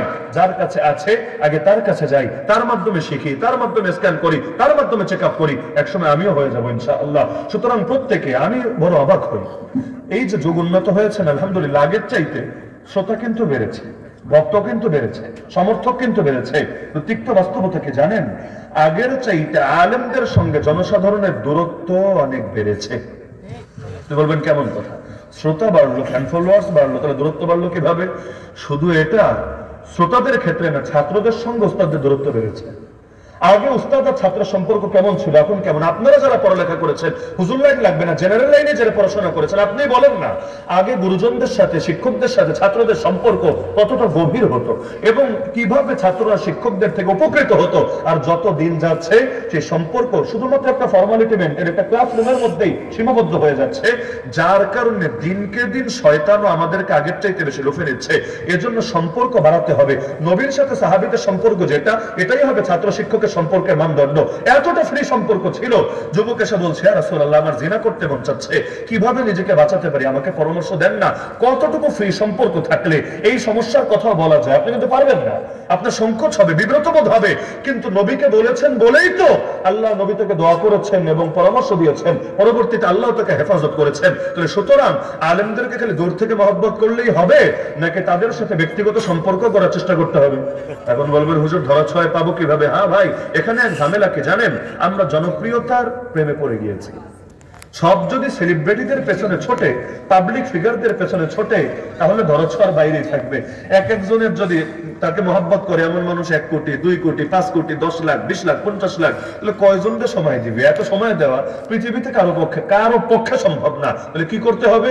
আপনাকে খালি লাইক কমেন্ট দেখে হুজুর মারতে কে বলেছে? আপনি একবারে গাছের আগে উঠতে না পারেন, আরে আপনার স্থানীয় ধারে কাছে এমন কাউকে খুঁজে বের করেন যার কাছে নিয়মিত যেতে পারবেন, নিয়মিত সম্পর্ক রাখতে পারবেন। না হলে ফুটা নিয়ে দেখানো যে আমার হুজুর অমুক, কে যাকে বছরে একবার দূর থেকে খালি দেখতে পারে, বা কিন্তু গর্বের বিষয় উনি আমার শেখ, উনি আমার হুজুর, উনি আমার মুরব্বী। তো ভাই কি তরবিয়ত নিতে পারো তার থেকে? তরবিয়ত তো নিতে পারি না, ফোনেও কথা বলতে পারি না, সাক্ষাৎ করতে পারি না। তো নাম বেচো কিসের জন্য? শুধুমাত্র ব্র্যান্ডিং এর জন্য নাকি নিজের বড় কিছু প্রমাণের জন্য? সুতরাং ডাক্তারকে যেমন দূর থেকে দেখলেই হয় না, দূর থেকে দেখলেই হয়। ওই এক লোক কয়েকদিন আগে শুনলাম কিটো ডায়েট ফলো করবে, ভালো কথা, মানে শরীর টরীর বেড়েছে, এখন স্লিম হবে, এজন্য ডাক্তার জাহাঙ্গীর কবিরের ভিডিও দেখা শুরু করেছে, ভালো কথা। এখন তার কাছ থেকে ব্যক্তিগত পরামর্শ না নিয়ে ইউটিউবে 2-1টা ভিডিও দেখেছে, তাও সব এই বিষয়ে সার্বিক আলাপ দেখে নাই, 2-1টা দেখে তার মনে ধরেছে, ওইভাবেই করতে শুরু করেছে। কিন্তু তরিকাটা সহি তরিকা হয় নাই। মানে আধা ডাক্তার, হাতুড়ে ডাক্তার যেমন জান নেয়, হাতুড়ে মোল্লা যেমন ইমান নেয়, আর হাতুড়ে কিটো ডায়েট হয়েছে। তো এখন স্বাস্থ্য কমবে দূরের কথা, বেটা লিভার, খাদ্যনালী সব জায়গায় এমন রোগ হয়েছে, এখন এই হসপিটাল থেকে ওই হসপিটাল, ওই হসপিটাল থেকে ওই হসপিটালে দৌড়ায়, ভেবেছিল স্লিম হবে, এখন গিয়েছে পুরোই রোগী হয়ে। এজন্য দূর থেকে দেখলেই হয় না, যদি তার কাছে গিয়ে সরাসরি দেখা করতে পারতো এবং তার সাথে পরামর্শ করে বিষয়টা যাচাই করে নিতে পারতো, তাহলে কিন্তু আল্লাহর বান্দার হয়তো এই পরিণতি হতো না। তো সুতরাং দূর থেকে দেখলেই হবে না, কাছে আসতে হবে, মহব্বত বাড়াতে হবে। তো ইলমের চাকাটা সবাই সচল করবেন তো ইনশাআল্লাহ। দ্বিতীয়ত দাওয়াতের চাকা যতটুকু শিখবেন ততটুকু পৌঁছে দিবেন, ভেতরে চেপে রাখবেন না। বাল্লিগু আন্নী ওয়ালাউ আয়া, একটা আয়াত হলো সবাইকে জানায় দিবেন। না হলে এই দেশে ইসলাম জিন্দা হবে কিভাবে আমাকে বলেন না? এই জাতির অধিকাংশ মানুষ আজও পর্যন্ত ইসলামের বিজয় চায় না। এটাই বাস্তবতা। আপনি যেভাবে কথাটা নেন আমার কিছু করার নাই। এই দেশের অধিকাংশ মানুষ আজও ইসলামের বিজয় চায় না। 350 বছর ধরে যে ইসলাম বিজয়ী নাই, এটা নিয়ে তার দিলে কোনো কষ্ট কাজ করে না। সে নিজের দল নিয়ে চিন্তিত, নিজের মাসলাক নিয়ে চিন্তিত, সারা জীবন তার আলোচ্য বিষয় 5টা বা 10টা ইখতিলাফের বিষয়, এর বাইরে সে যেতে পারে না। কিন্তু আল্লাহর জমিনে আল্লাহর দ্বীনের শাসন যে নাই, এটা নিয়ে তার কোনো দুশ্চিন্তা কাজ করে না। তো মানুষ জাগবে কিভাবে? ব্যাপক থেকে ব্যাপকভাবে দাওয়াত দিতে হবে। আমরা কিন্তু দাওয়াতের লাইনে বড় দুর্বল। ওদের দাওয়াতের কত মাধ্যম আছে, সেকুলাররা মিডিয়া দিয়ে দাওয়াত দেয়, কাফের মুশরিকরা কত কত আধুনিক মাধ্যমে দাওয়াত দেয়। আমাদের কিচ্ছু না থাক আলহামদুলিল্লাহ, যেই কয়টা মসজিদ ওই কয়টা মেম্বার আছে, যেই কয়টা মাহফিল ওই কয়টা স্টেজ আছে, যেই কয়জন অনলাইনে অ্যাক্টিভ, প্রত্যেকের এক একটা আইডিয়া আছে, এক একটা পেজ আছে, যাদেরকে আল্লাহ জবান দিয়েছেন প্রত্যেকের এক একটা জবান অস্ত্র আছে, প্রত্যেকে যার যা আছে তা নিয়ে অন্যকে জাগাতে শুরু করেন না। দুদিন আগে না হলো দুদিন পর জাতি সচেতন হবেই হবে। আগামীর বাংলাদেশ কোরআনের বাংলাদেশ হবেই হবে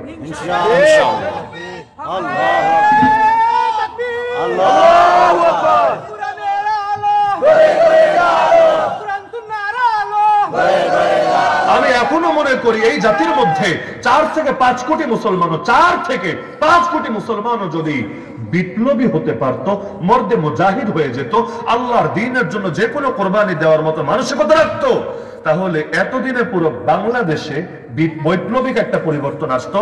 নাস্তিকরা এত বড় সরে কথা বলে কিভাবে আমাকে বলেন? পুরো বাংলাদেশে কয়টা নাস্তিক আছে? কয়টা? এক গোলাপগঞ্জে যত মুসলমান আছে আর 10 ভাগের 20 ভাগের 1 ভাগ আছে? নাই তো। গুটি কয়েক নাস্তিকের এত গরম কিভাবে? বাম কয়টা বাংলাদেশে? বাম কয়টা বলেন আমাকে? পুরো সিলেট জেলা সদরে যে কয়টা মুসলমান আছে আর 10 ভাগের 1 ভাগ হবে, কিন্তু পুরো দেশটাকে গরম করে রাখে। আচ্ছা হিন্দুত্ববাদী কয়টা? ইসকন টিসকন মিলে যা কিছু আছে ওরাই সব মিলে কয়টা? কিন্তু পুরো বাংলাদেশ মনে হয় ওদের হুঙ্কারে থরথর করে কাঁপে। তা আমি আপনি কি ঘাস কাটি নাকি? ওরা কয়েকজন মিলে পুরো দেশ গরম করে রাখে, ওদের কথাগুলো মিডিয়াগুলো প্রচার করতে বাধ্য থাকে। তা আমি আপনি কি করি না ভাই? প্রথম আলো আমাকে নিয়ে রিপোর্ট করবে না, ডেইলি স্টার আমার খবর ছাপাবে না, না ছাপাক ওই মিডিয়া আমাদের লাগবে না। এত বিশাল এক আন্দোলন হয়ে গেল, কয়টা মিডিয়া কভার দিয়েছে? মিডিয়া লাগে না, এখন প্রত্যেকে এক একটা মিডিয়া হয়ে গেছে। আলহামদুলিল্লাহ, যুগ উন্নত হয়ে গেছে। তুই খবর দিলে দে, না দিলে না দে, তোর পত্রিকা পড়বো না, তোর পত্রিকা তুই গিলে খা গিয়ে। আমরা প্রত্যেকে এক একটা মিডিয়া, আমাদের খবর আমরাই পৌঁছে দেবো ইনশাআল্লাহ। সবাই মিলে দাওয়াত দিতে শুরু করেন না। যদি দেশ আর জাতি পরিবর্তন না হয়, আমাকে বললেন মদিনা শরীফ ইসলাম কায়েম হলো, প্রথম ইসলাম কায়েম হয়েছে মদিনায়, কোনো যুদ্ধ লাগে নাই, যুদ্ধ লাগে নাই, তাও কায়েম হলো কিভাবে? আমি তো বলবো পুরোটাই দাওয়াতের বরকত আলহামদুলিল্লাহ। তবে আংশিক দাওয়াত না, পূর্ণাঙ্গ দাওয়াত। আংশিক দাওয়াত না, পূর্ণাঙ্গ দাওয়াত। দিন কায়েমের দাওয়াত, খালি দিন প্রচারের দাওয়াত না। দিনকে প্রচারও করতে হবে, দিনকে প্রতিষ্ঠাও করতে হবে। আংশিক দাওয়াত দিলে পরিপূর্ণ ফল আসবে না, আংশিকও দিতে হবে, পূর্ণাঙ্গও দিতে হবে। পারবেন তো ইনশাআল্লাহ? এই যুগে লোকে ভাবে শরিয়া না মেনেও নাকি মুসলমান হওয়া যায়। নাউযুবিল্লাহ মিন যালিক। শরিয়াকে সাইডে রেখেও নাকি জীবন পরিচালনা করা যায়, এই কথা যে মনে রাখে তারই ইমানদার বলে কিভাবে? তাহলে 1 নম্বর চাকার নাম ইলম এবং তালিম, 2 নম্বর চাকার নাম দাওয়াত ও তাবলীগ। দাওয়াত ও তাবলীগ মানে শুধু প্রচলিত মেহনতে যে দাওয়াত ও তাবলীগ হচ্ছে, আমি সেটার কথা বলছি না। এই যে আমি এতক্ষণ কথা বলছি, এগুলো দাওয়াত না? আপনি যদি এটা প্রচার করেন তাহলে এটাও কি দাওয়াত হচ্ছে না? তাহলে এটাকে শুধু একটা জায়গায় সীমাবদ্ধ করবেন না। যেমন আমি এলএম বলেছি, আমি মাদ্রাসা বলি নাই। এলএম কেউ মাদ্রাসা দিয়েও শিখতে পারে। যেই যুগে এভাবে মাদ্রাসা ছিল না, এই তরিকায়, ওই যুগে লোক এলএম শেখে নাই? অবশ্যই শিখেছে। এখানে যারা মুরব্বী হয়ে গেছে, মাদ্রাসায় ভর্তি হতে পারবেন না, আপনাদের এলএম শেখার সুযোগ নাই? অবশ্যই আছে। তাহলে ব্যাপক জিনিসকে ব্যাপক রাখেন, সীমাবদ্ধ করে দিয়েন না। ব্যাপক জিনিসকে ব্যাপক রাখেন, সীমাবদ্ধ করে দিয়েন না, না হলেই গোরামি আসে। এখন দেখেন না, দাওয়াত ও তাবলীগ ছিল একটা মেহনত, মাথায় রাখেন। এটা কোনো ফেরকা না, এটা একটা মেহনত। মেহনত ভিন্ন জিনিস আর দল ভিন্ন জিনিস। কারণ যদি বলা হতো যে এটা একটা ফেরকা, তাহলে অনেক কথা আসতো। 2013-তে আমরা আন্দোলনে গেলাম, তোমাদের ব্যানারে আন্দোলনে কেউ আসলো না কেন? তোমার সভাপতি কই, সেক্রেটারি কই, তোমার ক্যাশিয়ার কই, এই কই সেই কই, এগুলো আসবে না কেন? এটা দল না, এটা ফেরকা না, এটা হলো একটা মেহনত, একটা মেহনত। তাহলে এটা যদি একটা মেহনতেই সীমাবদ্ধ থাকতো, তাহলে ওই দলীয় ধারা তৈরি হয়ে এখন আলেম ওলামার বিরুদ্ধে গিয়ে ফাইট কিভাবে শুরু হলো? তার মানে কিছু লোক মেহনতকে মেহনত রাখে নাই, ফেরকা বানিয়ে ছেড়েছে। ওই দল যে করবে না, তার ইমান নিয়ে প্রশ্ন উঠাতে শুরু করেছে। এখন যদি তার মেয়েকে বিয়ে করতে চায়, একটা সাল লাগাতে হবে, না হলে তার রাজকন্যাকে বিয়ে করার উপযুক্ত হবে না। দাউরে হাদিস পাস করেছে, তবুও হবে না, বরং তাকে সাল লাগায়া তার মায়ের বিয়ে করার উপযুক্ত হতে হবে। গোরামি তো আর একদিনে আসে না, ধীরে ধীরে আস্তে আস্তে। এখন নিজের নেতারে বিশ্ব আমির প্রমাণের জন্য মায়ের পেট খুনোখুনি পর্যন্ত যায় বৈধতা হয়ে। সারা জীবন যারা মিছিলেও আসলো না, এখন সে না অস্ত্র নিয়ে যায় আলেম পিটাতে, শাইখুল হাদিস পিটাতে, মুফতি মুহাদ্দিস পিটাতে। বাহ বাহ বাহ, তোমার এই মেহনতে যাবে তোমার জাহান্নামে নিয়ে। ফেরকা বানায়ও না, ফেরকা না, ইসলামে ফেরকার দরকার নাই তো। আমাদের আলাদা কিছু না, আমাদের পরিচয় তো একটা দল, একটা আহলে সুন্নাত ওয়াল জামাত। দ্বিতীয় কোন দল কেন আসবে? আহলে সুন্নাত ওয়াল জামাত, এটাই মূল শাখা। এটার বাইরে গিয়ে যা হবে ওইটাই ফেরকা, ওইটাই ফেরকা। এরকম ফেরকা 72 না 72,000 হতে পারে, কিন্তু পরিণতি সবার একই হবে, গোমরাহি, এবং গোমরাহি জাহান্নামের দিকে পৌঁছাবে। সুতরাং ইসলামকে ব্যাপক রাখেন, নিজের মধ্যে আইনা সীমাবদ্ধ করে দিয়েন না। আল্লাহ হেফাজত করুন। 3 নম্বর বিষয় হলো তারবিয়া। এটা নিয়ে লম্বা আলোচনা করবো না, আপনারা কম বেশি জানেন। নিজেকে পরিশুদ্ধ করা দরকার আছে নাকি নাই? ভেতরে যদি রোগ থাকে, জিহাদের ময়দানে গেলেও ফিতনা করবে, ইলমের লাইনে আসলেও ফিতনা করবে, দাওয়াতে গেলেও ফিতনা করবে। তারবিয়াত লাগবে। এই তারবিয়াতের অভাবেই আজকে দাওয়াতে গিয়েও কেউ ফিতনার কারণ হয়েছে। ইলম শিখেও কেউ বেদাতীদের পকেট মৌলবীতে পরিণত হয়েছে, হয় নাই? ইলম শিখেও কেউ শাসকদের পা চাটতে শুরু করেছে। এই তারবিয়াতের অভাবে জিহাদের ময়দানে পর্যন্ত কেউ কেউ তাকফিরি এবং খারিজিতে গিয়ে পরিণত হচ্ছে। সব জায়গায় তারবিয়াত লাগবে নাকি লাগবে না? হাতে কলমে প্রশিক্ষণ লাগবে নাকি লাগবে না? এই তারবিয়াত এবং তারবিয়াতের ক্ষেত্রে আমার পরামর্শ থাকবে, প্রত্যেকে এক একজন ইসলাহি মুরব্বী বানায় নেবেন ইনশাআল্লাহ। ইলমি উস্তাদের কথাও বলেছি, ইসলাহি মুরব্বীর কথাও বলছি। ইলমি উস্তাদের থেকে ইলম নেবেন, ইসলাহি মুরব্বীর থেকে আপনার আত্মার খোরাকগুলো নেবেন, যেখানে যেখানে রোগ আছে চিকিৎসাগুলো করাবেন। যদি দুইটা একজনের মধ্যে পাওয়া যান আলহামদুলিল্লাহ, যদি এক জায়গায় না পান 2 জায়গায় যান, সমস্যা কি আছে? এক দোকানে সব পেতে হবে জরুরি না, কিন্তু আপনাকে 2টা আইটেমই লাগবে। আর শেষ দুটো হলো জিহাদ এবং রাজনীতি। আল্লাহ রাসূলের রাজনীতি ছিল না, খুলাফায়ে রাশিদিন রাজনীতি ছিল না। রাজনীতি বাদ দিয়ে ইসলাম হতে পারে না, রাজনীতি বাদ দিয়ে ইসলাম হতে পারে না। আমাকে একটা আয়াতের অনুবাদটা একটু বোঝায় দেন, অনুবাদ আমিই করে দিই আপনাদেরকে, আপনারা খালি বোঝায় দেন। এই বাক্যটা শুনেছেন কিনা আমাকে বলেন। রব্বানা হাব লানা মিন আজওয়াজিনা ওয়া যুররিয়াতিনা কুররাতা আয়ুন ওয়াজআলনা লিল মুত্তাকিনা ইমামা। আজকে প্রথম শুনলেন? আগ থেকে জানেন না সবাই? এটাকে হাদিস না আয়াত? কোরআনের আয়াত, 19 নম্বর পরে সূরা ফুরকানের আয়াত, শেষ রুকুতে অবস্থিত। আল্লাহ নিজে দোয়া শেখাচ্ছেন এবং এই দোয়া যারা করে তাদেরকে রহমানের খাঁটি বান্দা বলে অভিহিত করছেন। তারা সাধারণ না, ওয়া ইবাদুর রহমান, তার রহমানের খাঁটি বান্দা। এই দোয়া আল্লাহ কি শিখালেন? প্রথম তার অর্থ সবাই জানেন, রব্বানা, হে আমাদের রব, হাবলানা, আমাদের জন্য দান করেন, মিন আজওয়াজিনা ওয়া যুররিয়াতিনা, আমাদের স্ত্রীদের মধ্য থেকে এবং সন্তানদের মধ্য থেকে, কুররাতা আয়ুন, আঁখো কি ঠান্ডা, চোখের শীতলতা, এমন বউ দেন চোখের শীতলতা হয়। হ্যাঁ, যারা মিসকিন তারা তো দোয়া করবেন, যারা বিয়ে করেছেন তারাও করবেন। কেন? আল্লাহ যেটা আছে এটারই আমার চোখের শীতলতা বানায় দেন, আমার এমন বানায় দেন তারে দেখলে দিল জোড়ায়, মন জোড়ায়, চোখ জোড়ায়, সব জোড়ায়। এবং এমন সন্তান দেন যে সন্তানকে দেখলেও চোখ ঠান্ডা হয়ে যায়, পেরেশানি আসে না। যে সন্তানকে না টেনশন না, বরং দেখলেও চোখটা ঠান্ডা হয়ে যায়। এই বাক্য সবাই জানেন অর্থ, কিন্তু লাস্টের বাক্যের অর্থ কি? ওয়াজআলনা, এবং আমাদেরকে বানিয়ে দেন, লিল মুত্তাকিনা, মুমিন মুত্তাকিদের জন্য, ইমামা। ইমাম অর্থ কি? ইমাম অর্থ কি? মাশাআল্লাহ, মাশাআল্লাহ, সবাই জানেন, মানেন বা না মানেন সবাই জানেন, ইমাম অর্থ নেতা। হে আল্লাহ, আমাদেরকে মুমিনদের নেতা বানায় দেন। এই দোয়া শেখালেন কে? আল্লাহ। আর শেখালেন কে? কোথায়? কোরআনে, সূরা ফুরকানে। কোরআনে সূরা ফুরকানে আল্লাহ নিজে শিখায় দিলেন। কেন শিখালেন? নেতৃত্বের কথা আল্লাহ কেন শিখালেন? আল্লাহ আমাদেরকে মুমিনদের নেতা বানায় দেন, আর এর জন্যই শিখালেন। নেতৃত্ব তো ভালো মানুষের হাতেই থাকা লাগবে, না হলে সমাজটা চলে যাবে নষ্টদের দখলে। ভালো মানুষ নেতা না হলে চোর নেতা হবে, ডাকাত নেতা হবে, লম্পট নেতা হবে, ধর্ষক নেতা হবে, খুনি নেতা হবে। দুনিয়ার সব আকাম কুকাম করা লোকেরাই নেতা হবে।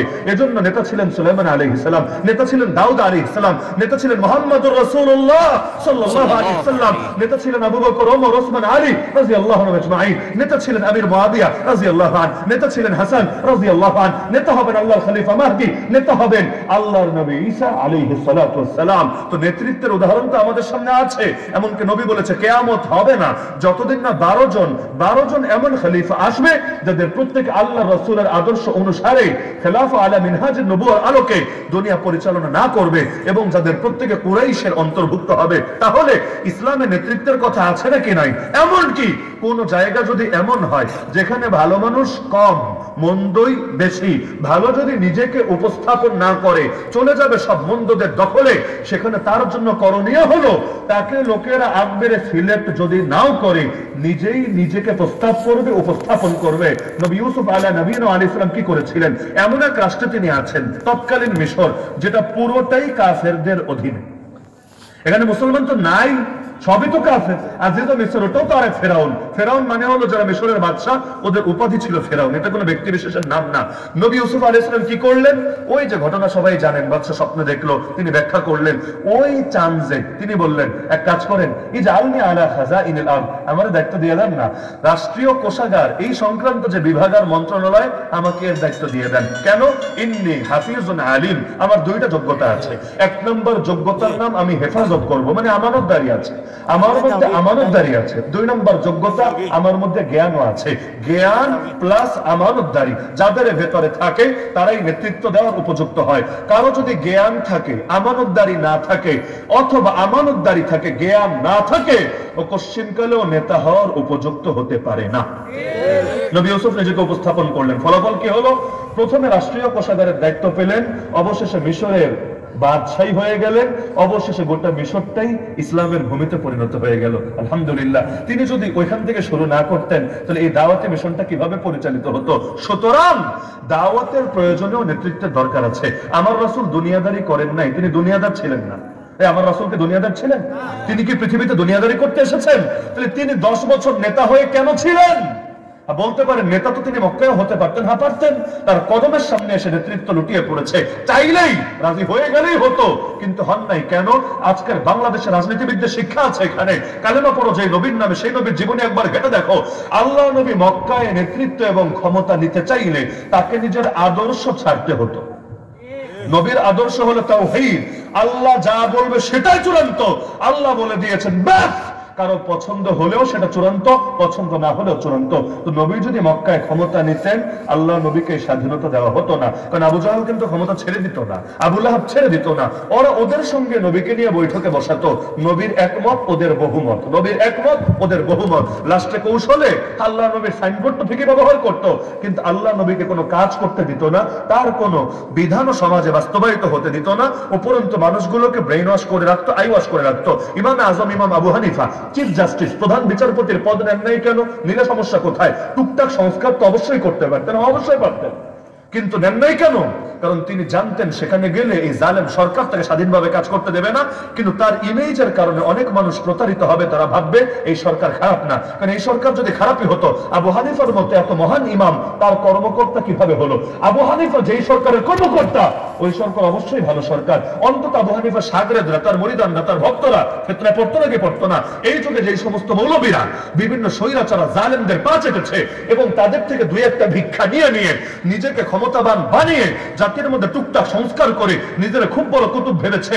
আর তোমাদের জন্য হাজারবার ধিক্কার, তোমরা শিক্ষা নিতে পারো নাই আল্লাহ নবীর সিরাত থেকে।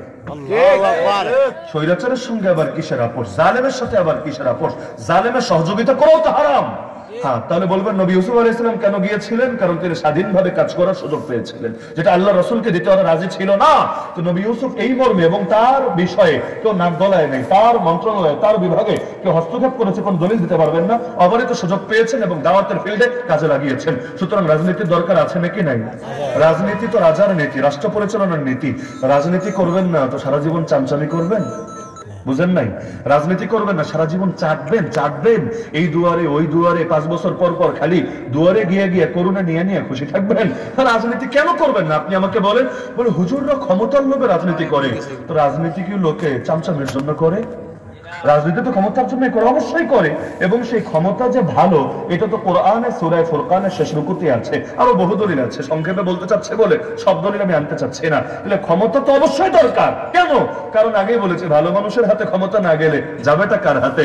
তবে দুঃখের বিষয় হলো আল্লাহ নবী সিরাত ছেড়ে দেওয়ার কারণে হুজুরের রাজনীতি কম করে তা অনুভব করে, সবাই করে না। যদি অপশনাল হিসাবে করে, মানে মূল দায়িত্ব অন্যগুলা সব করে যতটুকু সময় পাওয়া যায় অতটুকু হয় আর কি। ফুল টাইম রাজনীতিবিদ হুজুরদের ভেতরে কম থাকে। কিন্তু ঝামেলার বিষয় কি জানেন? আমাদের এই চেতনাটা মাথায় গড়তে হবে, বাংলাদেশের পুরো সিস্টেমটাই পচে গেছে। বাস্তবতা অস্বীকার করে লাভ নাই, পুরো সিস্টেমটাই পচে গেছে। নির্বাচনের সংস্কারের কথা বলা হচ্ছে, এই দেশে তো ভোটারই নাই। বলবেন ভোটার নাই তো যারা ভোট দেয় রাখি? আরে ভাই, কেউ ভোট দেয় 500 টাকা পেয়ে, কেউ ভোট দেয় ফুসপানি খেয়ে, কেউ ভোট দেয় এক কাপ চা খেয়ে। এই দেশে চেয়ারম্যান নির্বাচন করতে গেলেও 4 কোটি 5 কোটি লাগে। চেয়ারম্যান নির্বাচনে 4 কোটি 5 কোটি লাগলে এমপি নির্বাচনে কত লাগে বলেন না? 10-20 কোটি ছাড়া নামা যাবে? আচ্ছা 10-20 কোটি কোন ভালো মানুষটার আছে আমারে বলেন না? ওর কিডনি যদি বেচে, ওর ফ্যামিলি সবার কিডনি বেচে, যত জায়গা জমি আছে সব বেচে, ওর মায়ের স্বর্ণালঙ্কার বেচে, তাও তো 20 কোটি বের হবে না। তো কিভাবে সে নির্বাচন করবে বলেন না? অন্যরা তো ম্যানেজ করে নেবে, কিভাবে করে জানা আছে, সিস্টেমে ম্যানেজ করে নেবে। এখন যেভাবে ম্যানেজ করে ওভাবে তো তারা ম্যানেজ করতে পারবে না। তাহলে কি হবে? যেই জাতির মধ্যে ভোটারই নাই, মানে যারা ভোট দেয় গঠনতন্ত্র দেখে ভোট দেয় না, গঠনতন্ত্র কোন দলের কি এটা পাবলিকে জানেই না, এবং আদর্শের সবক তারা বোঝেও না। তারা আছে, স্বার্থ আছে, যেখানে আমরা আছি সেখানে। এইটাই হলো এই জাতি। এবং যার কারণে নবী হাদিসে বলেছিলেন, মুমিন এক গর্তে 2 বার ছবল খায় না। আলহামদুলিল্লাহ, আমরা এক গর্তে 1000 বার ছবল খাই, ছবল খেতে খেতে শেষ হয়ে যায়। নবী বলেছেন, মুমিন ধোঁকা দেয় না, ধোঁকা খায় না। ধোঁকা যে খায় না সে তো কোনো বাঙালি না। বাঙালি জাতির বৈশিষ্ট্য হয়ে গেছে হুজুগে বাঙালি। আর হুজুগ আছে যার ভেতরে, ধোঁকা সে খাবেই খাবে। এজন্য নিয়মিতই ধোঁকা খেয়ে যাচ্ছে। তো দেখা যাচ্ছে, যদি ভাবেন, আমি বাস্তবতা বলে দিচ্ছি, কেউ মনে কষ্ট পেলে কিছু করার নাই, তবে দ্বিমত রাখতে পারেন, আমি আপনার দ্বিমতকে শ্রদ্ধা জানাই। এটা কোনো ওহী না যে দ্বিমত করা যাবে না। আমি একটা প্রেক্ষাপটের কথা বলছি। আমি মনে করি যদি প্রচলিত নির্বাচন ব্যবস্থার ভোটাভুটি নিয়েই হুজুর জাতি স্বপ্ন দেখে দিন কাটাতে থাকে, আগামী 1 বছর 2 বছর 5 বছর 10 বছর কেন, আগামী 50 বছরও এই দেশে মৌলিক পরিবর্তন আসবে কিনা আমার সন্দেহ আছে। আমি ভবিষ্যৎবাণী করতে জানি না, ভবিষ্যৎবাণী করছিও না, আমি আমার সন্দেহ সংশয়ের কথা বলছি। কি করতে হবে এটা আমি শুরুতে বলেছি, নবী যা করেছেন তা করতে হবে। কারণ ভোটাভুটি আর নির্বাচন ক্ষমতায় আসার একমাত্র তরিকা না, একটা তরিকা, এর চাইতে উত্তম তরিকাও দুনিয়াতে হতে পারে। সেটা কি? গণতন্ত্র বলে যে জনগণের চাওয়াটাই মূল। বলে না? গণতন্ত্রও কিন্তু বলে জনগণের চাওয়াটাই মূল। যেমন এই সরকারের বৈধতা কি আমাকে বলেন? এই সরকারের একমাত্র বৈধতা হলো জনগণের অভ্যুত্থান, আর ভিন্ন কিছু নাই। কাগজে কলমে তাদের অন্য কোন সাংবিধানিক বৈধতা আপনি কোন ধারা দিয়ে দেখাবেন? আমাকে দেখান পারলে সংবিধান খুলে, সংবিধান আগাতেও মাথা আমার পুরো পড়া আছে। তাদের মূল বৈধতা হলো জনগণ আন্দোলন করেছে, এইটাই। মানে জনগণের চাওয়াটাই মূল, এটা গণতন্ত্র বলে। তো জনগণ যদি শরিয়া চায় সেটাই মূল হওয়া উচিত না? জনগণ যদি ইসলাম চায় সেটাই মূল হওয়া উচিত না? এরপর সেটা যে তরিকায় হোক, ইসলামেও ভোট আছে, তবে সেই ভোটের তরিকাটা আলাদা। ইসলামে সবাই ভোট দেয় না, কারণ বেশ্যা কারে ভোট দেবে বলেন না? চোর কারে ভোট দেবে? দুর্নীতিবাজ কারে ভোট দেবে? ডাকাত কারে ভোট দেবে? খুনি কারে ভোট দেবে? ইসলামে ভোট দেয় বিশেষ একটা শ্রেণী, সবাই না, বিশেষ একটা শ্রেণী। যারা ভোট দেয় তারা আবার জনপ্রতিনিধি। মানে কি? তারা প্রতিটা ব্যক্তি এমন যারা বিশাল একটা জনগোষ্ঠীর প্রতিনিধিত্ব করে। ওই আমেরিকায়ও আছে, মানে নবীর সুন্নাত আপনার দেশে না থাকলেও আমেরিকায় এই টাইপের একটা জিনিস আছে।